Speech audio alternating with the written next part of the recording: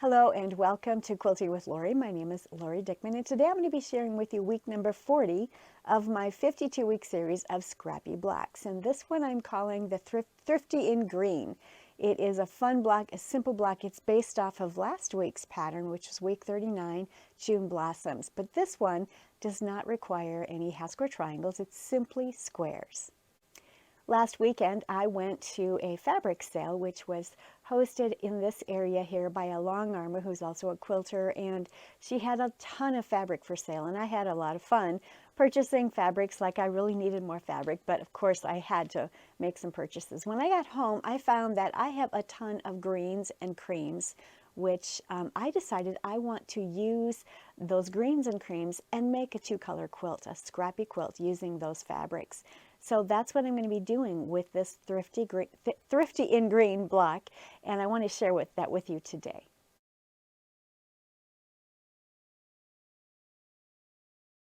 Let me show you the block itself. Here it is, very simple, and you'll notice in those four corners, instead of having the half square triangles to create those June blossoms, it's simply four squares. What a simple block. I've got the light 4.5 inches in the center. I've got darks 2.5 inch squares and light 2.5 inch squares, and then some rather medium or Kelly green, different color green, 4.5 inch squares around that light. And it's going to be a fun one. And my PDF, which is also attached, make sure you grab the PDF, download it, save it. The instructions are there, and of course you can just follow along on the video. But I've also given you an idea of either using the quilt of this block in a horizontal or in an on-point version. So check that out. That might be something that you'd like to try. In both cases, I am going to use, I'm going to cut 1.5 inch wide strips. They'll end up as 1 inch sashings throughout the quilt, whether it's horizontal or on point. So here is my tabletop where you can see the block, and you see I've put a couple of them together with some sashing that I'm using. Everything is green and creams. I'm using more of the warm tones predominantly. There are a few dark green fabrics that might have a cooler undertone, but most of these do have a darker undertone. This one right here has more of a cooler undertone. But I'm not worried about that. It's simply going to be a quilt that will be completely greens and the creams, if you will, for the lights. And then the uniform color or fabric that you'll see throughout the quilt will be these center 4 inch. They're cut at 4.5, and of course they finish in the block at 4 inches. But these will be uniform in all of the blocks, and my sashing will be this sashing for the entire quilt. So that will be a resting place for the eye, but otherwise everything else will be all of my greens and creams. I am just going to have fun with this. So let's take a look. I'm doing this a little bit differently. In my Speedy Solutions book, the techniques book, I teach you how to cut up your stash and you have everything in squares and strips and templates and have it all sorted by size and value and shape. And in this case, I've cut all of those scraps into strips. So I have 2.5 inch wide lights, and I have 2.5 inch wide darks, or these greens. I have 4.5 inch darks here, and I have 4.5 inch strips of, I'm going to call them mediums, or they're just variations of greens. Some of them are lighter than others, but they're mostly just greens. And I've subcut them into 4 inch squares. I do have this fabric, and these are 4.5 inch squares for the center. So that's what I am using for this particular block. I think I may have just mentioned that these were 4 inches, but these are actually 4.5 inch squares. I cut 4.5 inch strips and subcut them into 4.5 inch squares. I just wanted to clarify that. So for each block, we need a total of one light 4.5 inch square for the center. We need a total of 4 medium, I'm calling them, although some of these are actually darker, but they're 4.5 inch squares, and these are all green in my case. You might want to do yours in brights or just a real scrappy block, whatever you choose to do, but mine are green. I also have a total of 8 dark 2.5 inch squares and 8 light 2.5 inch squares that I've used. Maybe you'd like to do all of yours like maybe a black throughout the center and colors throughout the rest. Have fun with it. This is a great block just use up your scrap stash. Make a beautiful quilt. Make it horizontally or on point, as the PDF had given you some ideas, but just have fun using up your scrap stash.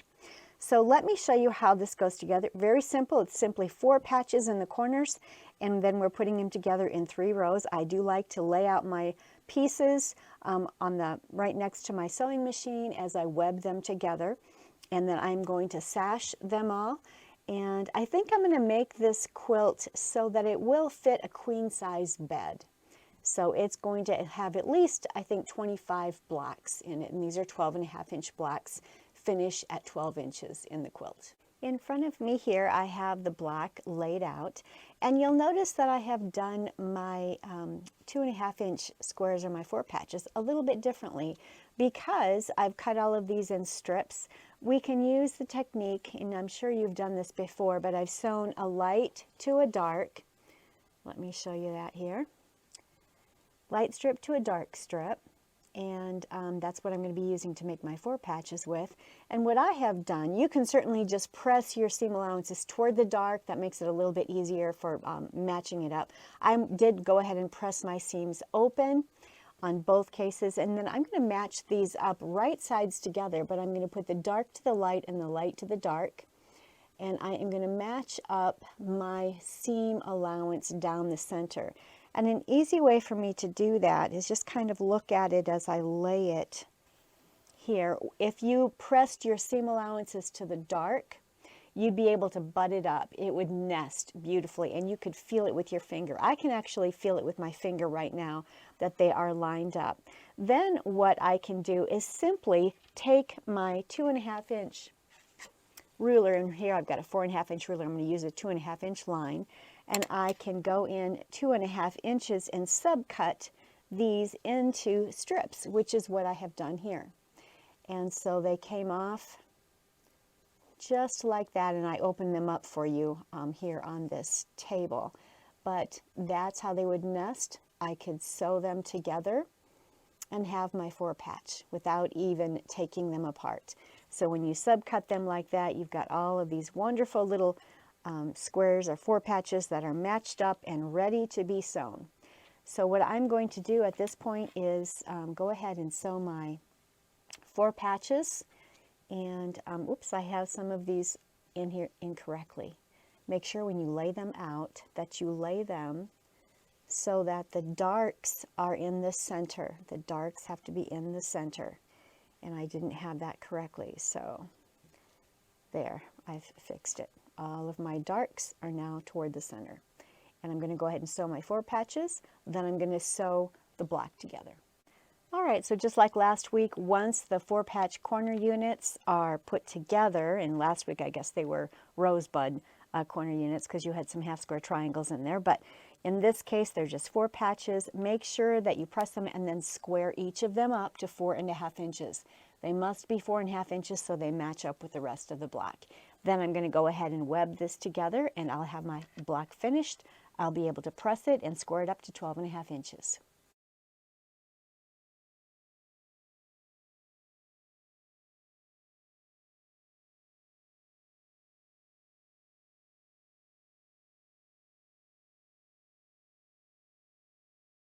All right, so I have it sewn together down in the columns. Now I'm going to sew the rows together.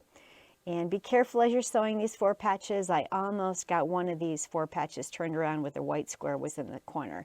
So make sure you're aware of that and make sure that you sew it. Unless, of course, you want the squares to go together where the lights are in the center. That's totally up to you. This is your block. Have fun with it. So now I'm going to go ahead and pin this and nest the seam allowances and get these rows together, and then I'm going to press it and square it up to 12.5 inches. So here's the block. I have it finished. I've got the 4 corners, the corner units done, and the greens and the light in the middle. I have pressed it and squared it up to 12.5 inches. Each block needs to be 12.5 inches squared up so that it will fit together. And I'll just continue making these. Like I mentioned earlier, I want to have a good size quilt, so I want to make 25 of these blocks. On my blocks, you'll notice that I've used where I indicate on the PDF to use mediums, I've used all of my greens. So I did initially separate my greens in 4.5-inch strips, which I kind of considered mediums, and then I also had some darks. And basically, they're all pretty much dark. I used every single one of them as I'm going through this. So you can have fun with this. You might want to do a red and white or a blue and white or just every scrappy color. Maybe you want the center of yours to be black, where this will actually be a dark, from color like that. Maybe you'd like it to be bright. Maybe you'd like to do primary colors. There's so many different variations, so many ways that you can use this block and make a gorgeous quilt from your scrap stash. In my case, I wanted to simply use up as much of my greens as possible. And you'll see here that most of my green, or the creams, as well as the greens have an undertone of a warmth. It's got a warm undertone. There's a few of my dark greens that have a cooler undertone, but predominantly it's a warm undertone for the whole quilt. I do plan to sash my quilt with this. It's sort of a warm cream with a bit of a green, kind of a grayish green, if you will, print on it. And that will be my sashing throughout the quilt. I haven't decided yet if I'm going to have this quilt horizontal or on point. Possibly on point. It will depend on if I have enough of this fabric for the setting triangles. We'll see how that works. I just am enjoying being able to use up many of my greens. We cut and organize our stash so that we can use our stash to make beautiful quilts. So I'm hoping that's what you're all doing as well. I want to thank you so much for joining me today. I hope you're enjoying all of the Scrappy Blacks that I've been bringing to you each and every week. This is a 52-week series of Scrappy Blacks. Not only am I teaching you in my video tutorial, which I will link below, on how to cut, sort, and organize your scrap stash. I also have a book set available on my website. I'll have a link with that as well. But I want you to understand not only how to get your scrap stash cut, sorted, organized, and ready to use, but I want you to actually use it. So that's why I'm giving you these Scrappy Block ideas each week with simple patterns and video tutorials, which will help you to be able to accomplish that. I would love to see some of your quilts, your blocks, whatever it is you're working on.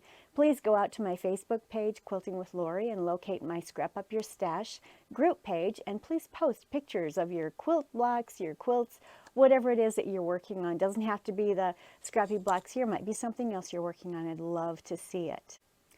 So until the next time, and I've got many more videos in store for you, so make sure you like, subscribe, and comment below. And hit the notification button as well so that you get notified when I do post a new video. But I look forward to seeing you next time when I post another tutorial. And until then, happy quilting.